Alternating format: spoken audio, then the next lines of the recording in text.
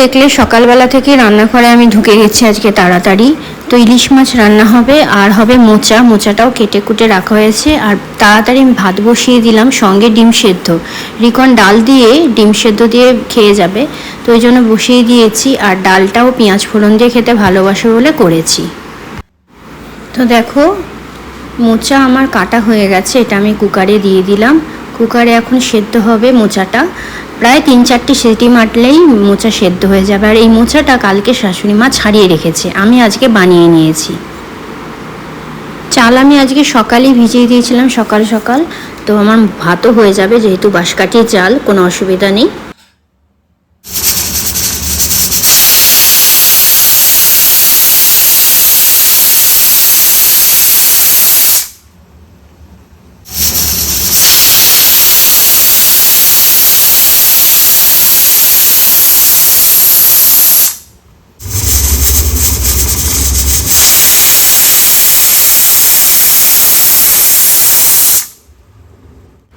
মোচা তো আমার সেদ্ধ হয়ে গেছে, আমি অফ করে দিয়েছি। তো আর ভাতটাও প্রায় হয়ে এসছে, আর সামান্য 2 সেকেন্ডের মতন করলেই হয়ে যাবে। এবার আমি ভাতটা উপর দেব। তার আগে আমি দেখাচ্ছি আমি ইলিশ মাছে কী কী দেবো। শুধু কাঁচা লঙ্কা, আর কিচ্ছু না। কালকে টমেটো পেস্ট করেছিলাম সেই মিক্সিটায়। আর দেখো, আমি নারকেল সব কুচিয়ে নিয়েছি একবারে মোচাতে দেবো বলে। ইলিশ মাছের লঙ্কা, এটা আমি গোটা দেবো, ডোলে খাবো তাই। তো কুমড়ো ভাজাটা এখন বসিয়ে দিলাম, কারণ একের পর এক রান্না না করলে না অসুবিধা। সকালবেলা আমি কি সেদ্ধ বসিয়ে দিয়ে না আমি আনাজগুলো বানিয়ে নিই। দেখো, ভাতও আমার হয়ে গেছে। রিকন সকাল সকাল ভাতটা আর কি গরম গরম খেয়ে যেতে পারবে। ও প্রতিদিন আগের দিনের ভাতটাকে ওকে মাইক্রোওভেনে গরম করে দিই, সেটাই খেয়ে যায়। কিন্তু আজকে ও সকালবেলা গরম ভাতটাই খেয়ে যাবে, এটা তো ভালোই লাগে। হাঁড়ির প্রথম ভাতটা ছেলে খেয়ে যাবে, এটাও বেশ মনে আনন্দ লাগে। দেখেছো আমি কিভাবে ফ্যানটা উপর করি, ডাইরেক্ট কিন্তু সিঙ্কে ফেলি না। এদিকে আমার ভাত উপর করতে করতে কিন্তু কুমড়ো ভাজাটা হয়ে গেছে। এবার আমি এটা এক এক করে ছেঁকে তুলে নেব। কুমড়োটা একটু ভালো করে মোটামুটি ভেজে নিয়েছি। কুমড়োটা দেখে মনে হচ্ছে খুব ভালো। তো তেলটাও আমার আরেকটুখানি তেল দেব, কারণ কুমড়ো ভাজার পরে এইটুকুনি তেল রয়েছে। ইলিশ মাছেতে একটু তেল লাগেই, দেখো একটুখানি তেল দিলাম।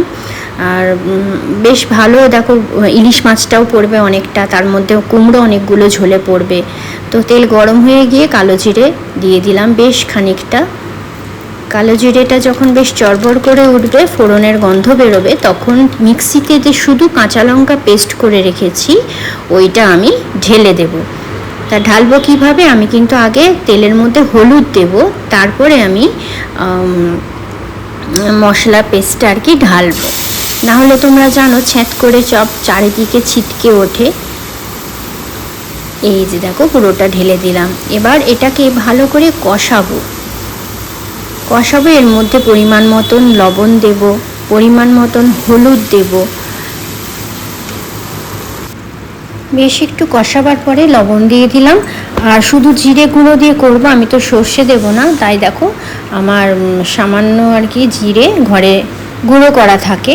গোটা জিরেটা আমি গুঁড়ো করে রাখি মিক্সিতে, সেই জিরে গুঁড়োটাই দিলাম। আমি না দোকানের কেনা গুঁড়োগুলো খাওয়া একটু অপছন্দই করি। গোটা কিনে এনে সেটাকে ধুয়ে রোদে শুকিয়ে তারপরে গুঁড়ো করে রাখি। পেস্ট তো না, গুঁড়ো করে রাখি। তো যখন দেখলাম একটু মশলাটা ভালো করে কষা হয়ে গেছে, তারপর সব ইলিশ মাছগুলো এক এক করে দিয়ে দিলাম, যেটা আমার নুন হলুদ মাখানো ছিল। সব মাছগুলো ছাড়া হয়ে গেছে। এবার একটা পিঠ হতে দেব, হওয়ার পরে আবার খুন্তি দিয়ে এপিট ওপিট করে নেড়ে দেব। দেখো আমি নেড়ে দিয়েছি, দিয়ে এবার আমার কিন্তু ওদিকে গরম জল আমি বসিয়ে দিয়েছি। তার আগে কুমড়োগুলো ছাড়বো, তারপরে আমি গরম জলটা দেব।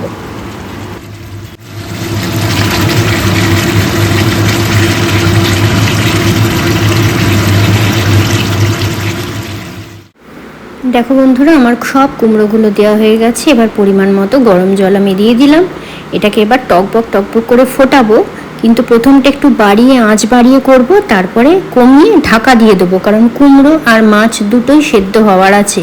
যদিও মাছ খুব তাড়াতাড়ি সেদ্ধ হয়ে যায় ইলিশ মাছ, কিন্তু কুমড়োটা তো একটু সেদ্ধ হওয়ার আছে, ওই জন্য আমি আঁচ কমিয়ে তখন ঢাকনা চাপা দেব। আর আমি যে লঙ্কাগুলো রেখেছিলাম, কাঁচা লঙ্কাগুলো, ওগুলো এক এক করে আমি দেখো ছেড়ে দিলাম। এই দেখো, এগুলো কিন্তু আমার ভাতের পাতে ডোলে খাওয়ার জন্য। এগুলো আবার সৌমিক আর রিকন কিন্তু খাবে না। তো রিকনের খাওয়া হয়ে গেছে, স্কুলের গাড়ি দাঁড়িয়ে আছে, রিকন এবার স্কুলে বেরোচ্ছে।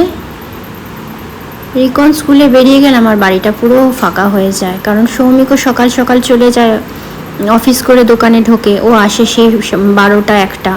আর রিকনও বেরিয়ে যায়, রিকন তো সেই বিকেল 5:30 6টার সময় আসে, কারণ ওদের স্কুল 4:40 ছুটি হয়, আস্তে আস্তে অনেক টাইম লাগে। আর যাওয়ার সময় কিন্তু আমাকে টাটা করে। রিকন কিন্তু ইলিশ মাছের ভাজা ছাড়া কিচ্ছু খায় না, কিন্তু আজকে ওকে আমি মাছের ঝোলের মাছ খাওয়াবো। তো হয়ে গেছে, এটা আমি নামিয়ে ফেললাম। এবার মোচা আমাকে প্রিপারেশন করতে হবে। মোচা বানাবো, তার জন্য একটু টমেটো দিলাম। কোনোদিন আমি টমেটো দিই না, তবে আজকে একটু টমেটো দিলাম। কাঁচা লঙ্কা, এই যে আদা কুচিয়ে নিলাম, এটা দিচ্ছি। আর দেবো জিরে গুঁড়ো। তো কড়া বসিয়ে দিলাম, এই গ্যাস জ্বালিয়ে দিলাম। কড়াটা গরম হোক, তারপরে তো চিমনি ছাড়বো। ততক্ষণ কিন্তু চিমনি ছাড়লে আর কথা বলতে পারবো না, তখন ভয়েস ওভার দেবো। তো এখন রান্না করবো আমি মোচা। কড়া আমার ভালো রকম গরম হয়ে গেছে। এবার আমি এর মধ্যে সর্ষের তেল দেব। মোচা করতে, কচুর শাক করতে, কচুর লতি করতে এগুলো কিন্তু অনেক সময় লাগে বন্ধুরা, আর তেলটাও একটু বেশিই লাগে। শুকনো লঙ্কা ফোড়ন দিয়ে দিলাম, সঙ্গে তেজপাতা, যেগুলো মোচাতে একদম ট্র্যাডিশনাল যায়। সবাই এখন মোচা রান্না করতে পারো, তবে মোচার নুন মিষ্টিটা কিন্তু খুব সুন্দরভাবে দিতে হয়, না হলে খেতে ভালো লাগে না। সাদা গোটা জিরে দিয়ে দিলাম। ফোড়নটা হয়ে যাবার পরে নারকেলটা যে কুচিয়ে রেখেছিলাম, নারকেলটা দিয়ে দিলাম। অনেকে আবার ছোলা দেয়, সৌমিকের যেহেতু এইসব ছোলা টোলা অত পেটে সহ্য হয় না, ওই জন্য আমি দিতে চাই না। তো নারকেলটা দিয়ে দিলাম। নারকেলটা এবার ভাজা ভাজা করব। তার আগে একটুখানি আমি নারকেলের মধ্যে কিন্তু নুনও দিয়ে দেবো। দেখো, নুনটা দিয়ে দিলাম। এবার আমি ভালো করে ভাজা করব। তবে খুব একটা লাল করব না, তাহলে দেখতে ভালো লাগে না, কারণ মোচাটাও তো নিজে ওই খয়েরি টাইপের হয়ে যায়। সেখানে যদি নারকেলটা ওরকম লাল হয়ে যায়, দেখতে ভালো লাগে না। তো দেখো, পেস্টের মধ্যে আমি করেছিলাম আদা আর টমেটো আর লঙ্কা, সেটা আমি ঢেলে দিলাম। আজকে টমেটো দিয়েছি, দেখি কীরকম খেতে লাগে। আমি তো কোনো দিন টমেটো দিই না, শুধু আদা, জিরে বাটা, লঙ্কা বাটা দিয়েই করি। আর ঘরে যে আমার জিরে গুঁড়ো করা থাকে, সেটাই আমি দিলাম। এই দেখো, বেশ অনেকটা পরিমাণে জিরে গুঁড়ো দিয়েছি। আর সঙ্গে দেব এখন হলুদ। যে কোনো রান্নার না পরিমাণ আর পরিমাপটা সবসময় ঠিক রাখতে হয়, তবে খেতে ভালো হয়, স্বাদ হয়। আর মোচাতে কিন্তু একটু তোমরা মিষ্টি দাও, তো আমরা কিন্তু একটু মিষ্টি দিই। মিষ্টি না হলে বললাম, নুন আর মিষ্টির যদি ব্যালেন্সটা ঠিক করে না করো, তাহলে কিন্তু ভালো লাগবে না খেতে।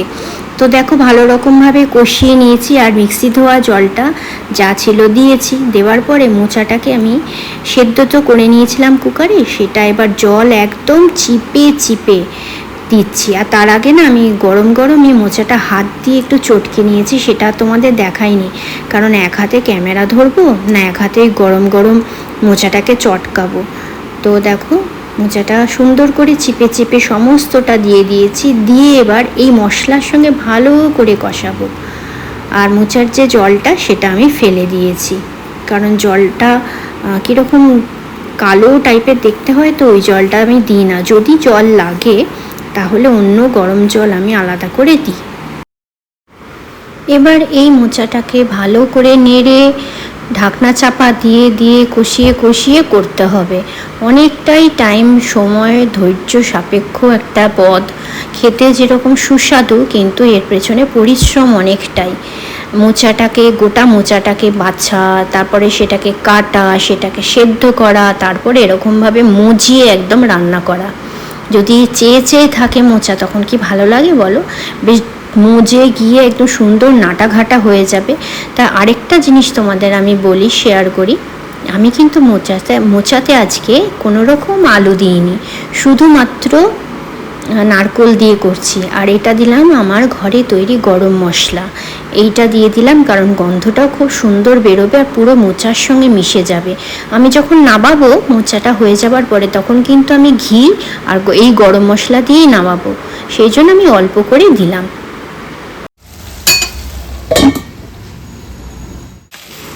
তো নাড়তে নাড়তে কষাতে কষাতে দেখেছো কি সুন্দর একদম মাখো মাখো হয়ে গেছে। এবার আমার প্রায় হয়েই গেছে, আমি এবার নামিয়ে ফেলবো। তার আগে কী দেবো বলেছিলাম? ঘি। আমরা বাড়িতে কিন্তু অন্নপূর্ণা ঘিটা ইউজ করি এখন, ভীষণ ভালো গন্ধ। এই দেখো অন্নপূর্ণা ঘি একটু বেশ দরাজ হাতেই দিলাম, কারণ নিরামিষ পদ তো একটু ভালোভাবে না দিলে হয় না। আর ঘিটা দেখছি জমে রয়েছে দুদিন বৃষ্টির জন্য। আর দেব আমার ঘরে তৈরি গরম মশলা। এই দুটো জিনিস ইনগ্রেডিয়েন্টস দিয়েই আমি আমার আজকে মোচা রান্না শেষ করব।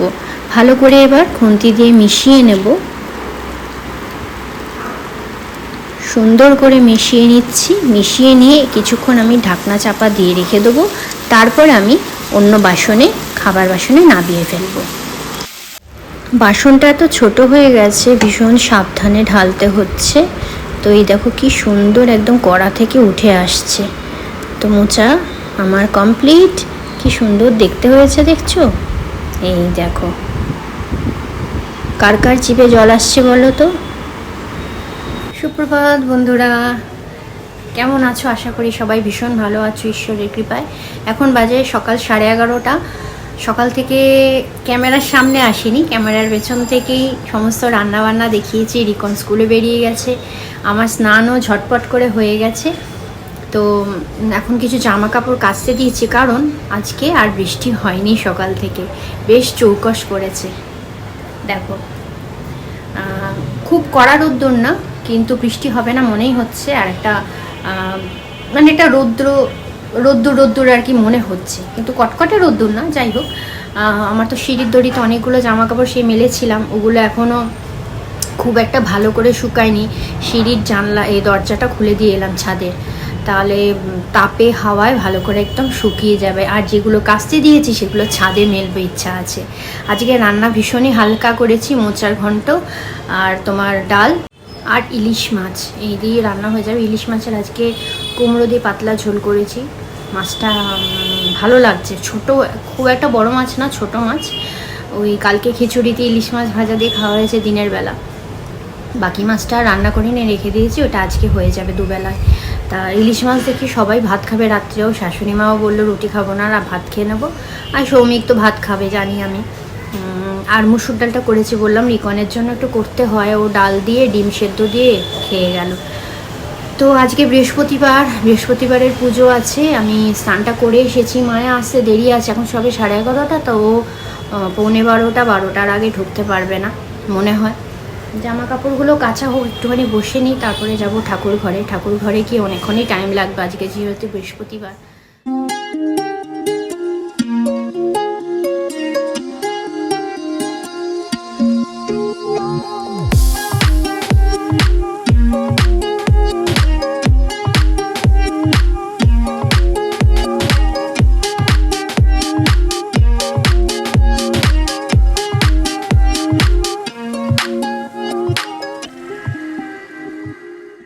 পুজো দেওয়া আমার হয়ে গেছে। এবার এই যে ধুনো আছে, এই ধুনোটাকে একটু ঘুরিয়ে দিই।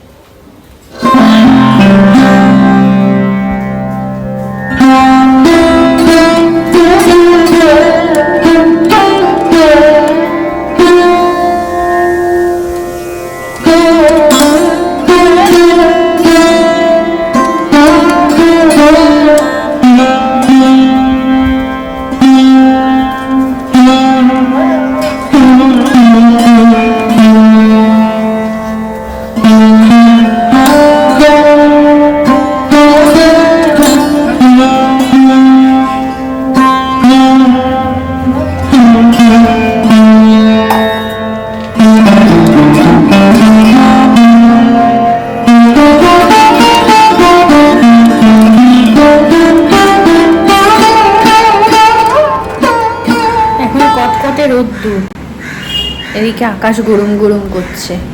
দরকার নেই বাবা, ছাদ থেকে আমি জামা কাপড় তুলে নিয়ে আসি, কি দরকার, ভিজে গেলেই মুশকিল। চলো তোমাদের নিয়ে ছাদে যাই। এই দেখো সব জামা কাপড় আমার শুকিয়েই গেছে। আকাশ তো সুন্দর পরিষ্কার, খুব একটা যে কালো মেঘ রয়েছে তা নয়। এদিকে জামা কাপড়ও দেখো, হাওয়াও আছে কিন্তু আজকে প্রচণ্ড। চলো তাড়াতাড়ি করে জামা কাপড়গুলো তুলে ফেলি। এই গাছটা কি সুন্দর, এই টবটা তো ভেঙে গেছিলো, আবার নতুন টবটা নিয়ে এসেছি। আর দেখো এইটা কি সুন্দর ফুল হয়েছে, ফুলগুলো এত সুন্দর দেখতে। উচ্ছে গাছে ফুল এসেছে।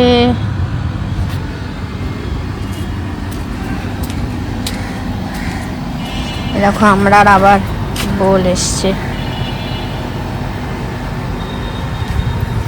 লেবু গাছে না, লেবুটা এখন কমে গেছে একদম, কি জানি অনেক পুরনো গাছ বলে নাকি। আর এটা হচ্ছে আমাদের বেডরুমের এসিটা চলছে তো এখন, ওই জন্য আওয়াজ হচ্ছে। এই দেখো গাছ, গাছে তো তোমরা ফুল দেখতে পাবে না, কারণ সৌমিক সকালবেলা সব তুলে নিয়ে যায়, সেই সব গাছেই তোমার এই হয়, পুজো হয়। চলো ঝটপট করে জামা কাপড়গুলো তুলে নিই, সব শুকিয়ে গেছে গো। উদ্যোগটা ভালো দিয়েছে তাই না, অনেকের বাড়িতে সব জামা কাপড় ও একদম এই হয়ে রয়েছে, পুরো মুখ চোখ ঢেকে গেছে আমার, সিঁড়িও দেখতে পাচ্ছি।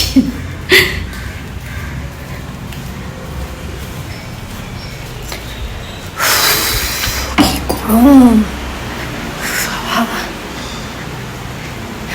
এক ভর্তি জামা কাপড়। দেখো এগুলো সব আবার ভাঁজ করা আছে। চলো দরজাটা দিয়ে দিই।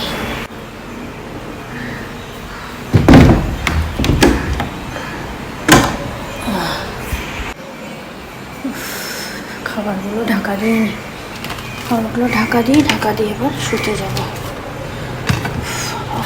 ছোট গরম, একটু বৃষ্টি না হলেই গরমটা বেড়ে যায়।